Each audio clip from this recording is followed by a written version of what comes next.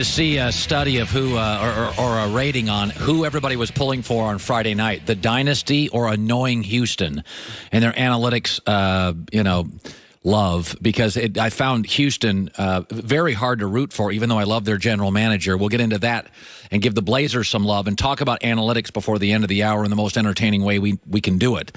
It's funny. I've said from the very beginning, Lakers hired Frank Vogel as their head coach yesterday. Not who I would have hired, but whatever. Lakers aren't doing a lot I would do. But it's interesting. I said Friday, there's a difference between concern and consumed. I'm concerned what I eat. I'm not consumed by it. My favorite thing to eat is a hamburger. I'm not going to wake up every morning and trap myself into only eating things that are perfect on guidelines and regulations. And listen, at some point, I want to live. I like my hamburgers.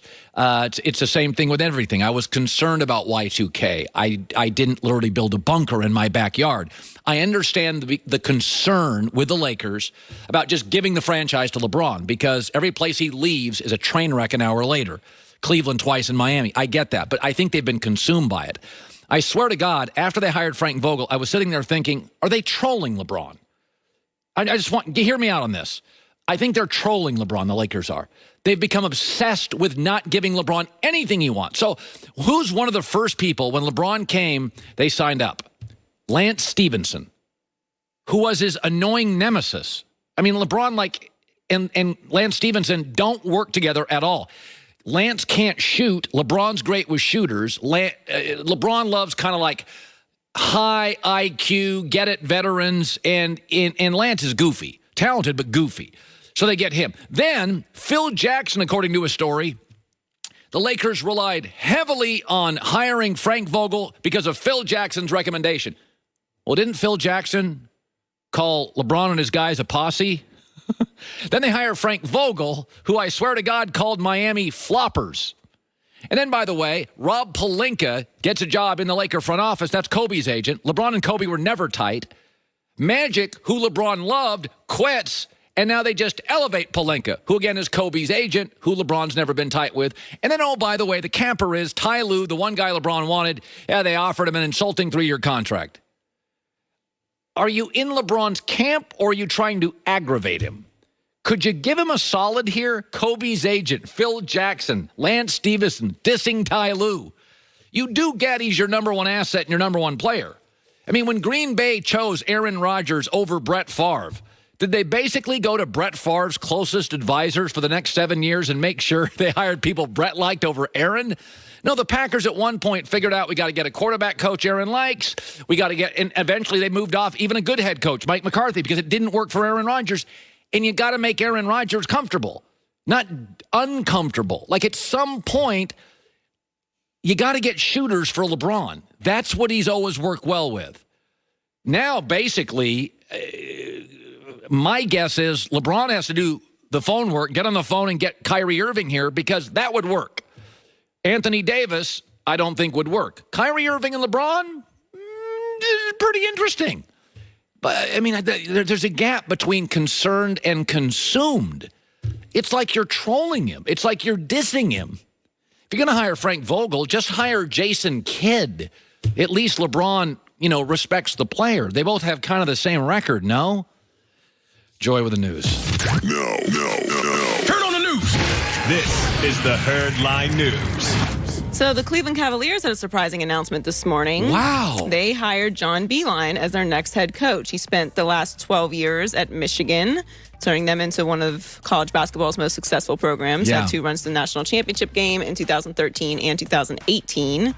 And in Cleveland's, the first year without LeBron, they went 19-63. Yes. And obviously they're tied with the Suns and the Knicks with 14% for the number 1 overall pick, which we will find out about on Tuesday in the draft lottery, which is very exciting. Yes. So big move for Cleveland. I mean, when I first heard that, I was like, he feels like a college coach to me. Well, yes, this is his first venture into the NBA at age 66. He's supposed to be he would he really qualifies. Coach. I mean, Brad Stevens was an up-and-coming coach and felt too big for Butler, so he could go either way. This is a shocker. First of all, he's a great in-game coach, very respected, but he's 66, never been an NBA coach. Dan Gilbert, I do believe, is from the state of Michigan, so he may have connections. I think he's also a big Michigan booster. Okay, all right. And so I can't criticize the move because I've got to see it work. Now, Brad Stevens, college to pro, has worked mostly. Jerry Tarkanian, college to pro, did not work. It depends on the coach. I don't know how it's going to work. I just know when I heard this, I was like, I thought he loved Michigan. I thought he was at Michigan forever. Well, this is a very dramatic move for Michigan, obviously. Yeah. It's kind of puts a halt on their program. They're going to have to make some big moves. But Wow. I like the move in that he's never had any issues like culturally with his programs. No. So if you want to bring someone in who's going to establish a culture with Cleveland, this is a good move. He's probably going to retire after this because we don't imagine, unless there's some wild level of success, that Dan Gilbert would stick with him after this 5-year contract. But what makes it interesting, at least to me, is what if you get Zion? I mean, he's going to have to learn how to coach in the NBA while possibly coaching one of the most prolific college players this is to come interesting. into the NBA in a long time. Very interesting, Joy, because Zion actually, if you get Zion or Ja Morant, well, they already have Colin Sexton, so they wouldn't take Ja Morant. But what Dan Gilbert sold him on, and Beeline probably believed, is, hey, we're young. This is going to be like this is going to be a college team for 3 years. Now, at the end of it, as they grow and become stars, but maybe Dan Gilbert said, listen, the way kids leave now, this is a bunch of sophomores and juniors in college for the next 3 years. By the way, Brad Stevens had great success for 3 or 4 years with college guys, may struggle with a veteran star. Well, they still do have some veterans on there. So I don't know. I don't know how I feel about it as far as if they get Zion. If they don't get Zion, I think it's a good move. And like I said, we don't know how he's going to translate to the NBA. It's a completely different game, and he's spent his entire career in college for the most part. So, I mean, he's going to have to learn how to track opposing players' tendencies, to manage egos on a completely different level. Interacting with NBA players is completely different than college, but it's a dramatic move. It affects at least college basketball in a big way. So Toronto's big trade for Kawhi seemed to be validated. That 1-year rental last night, his buzzer beater over Joel Embiid, beat the Sixers 92-90 in epic style. Had about 17 bounces, had everyone on the edge of their seat there for a second, and then it finally dropped. Perfect way to end, too, for that series, which... Could anybody figure out that series? No. I mean, literally. I honestly was dreading overtime. I'm usually very excited for extra basketball, and I was like, please, someone just win this. Weird series. Kawhi did us a favor. So he became just the second player in the last 20 years to clinch a playoff series with a buzzer beater. Damian Lillard did it in the first round against the Rockets in 2014, and then against the Thunder last month. So it's working out for Kawhi there in Toronto. You're right, though. Nobody wanted to take a shot there. I mean... No one. No. Siakam wouldn't even look. No. He wouldn't even look at the rim. No, I mean, listen, Kawhi is just terrific. This is the best he's ever played. There was a little hot potato on the perimeter late. It was almost kind of comical. Everybody's just, no, bro, it's yours. Take it. You're hot. It made you wonder why they wouldn't put Danny Green in, because he is not afraid of those big shots. No. It was. But whatever they did, it worked out. Good for, listen, Toronto's a great city, period. It's a great city, and there's a lot of fear out there that if Kawhi leaves, what does it mean for Canadian basketball? Every win, to me, is an advantage for the Raptors to keep him. Whether he does or not, they lose this series, it's an easy exit for him. It gets harder to leave Canada when you start winning series and are loved and you see how valuable you are to a franchise. He's a legend forever for that shot, either way. Their fan base is so solid, I don't think that wavers either way. Eventually, they're going to get another star there and embrace him.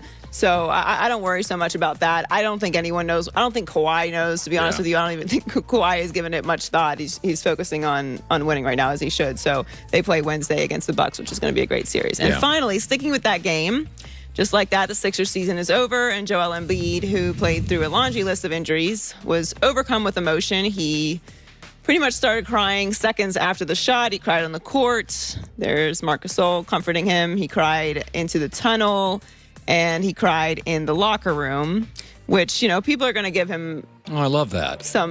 I love that. I love players. Pushback for this. It means something. You know what? I hate the crying shot. I hate when they immediately find the college kids in the tournament that start crying when their season's over and their, basketball career is over. They do it in the national championship game. like I don't want to watch people cry in their failure, the biggest moment of their life. I mean, it's a nice moment. Obviously, you see him there with his girlfriend, and she's crying, he's crying, and it just. But you know what? It's hard because we do give Joel Embiid a hard time, and this was a nice thing to see. He does really care because he's playful and kind of a jokester. You know what I saw all weekend long? The NBA is a big soap opera, and a lot of egos. Blah blah blah. These players, they care, and when you're a fan, that's all you want. Right. You don't hate them because they make a lot of money as long as they care. What kills fans and what drove me nuts when I was, quote, a fan is when I care more than you do. Like, I always thought Robinson Cano was great for the Yankees. I was always like, I'm not sure. He gets his 2 hits. He makes his plays. That drives me nuts. Damian Lillard crying off the court or Embiid, I am so into that. I really love it. Well, it's nice to see some emotion because as a fan, you're disappointed too. Yeah. And you want to feel, like you said, like the player care. And they do. Like, they all care. They all care. They do for a living. Yeah. Joy, with the news. Well, that's the news. And thanks for stopping by. The Herd Lie News. There's so many things going on. By the way, the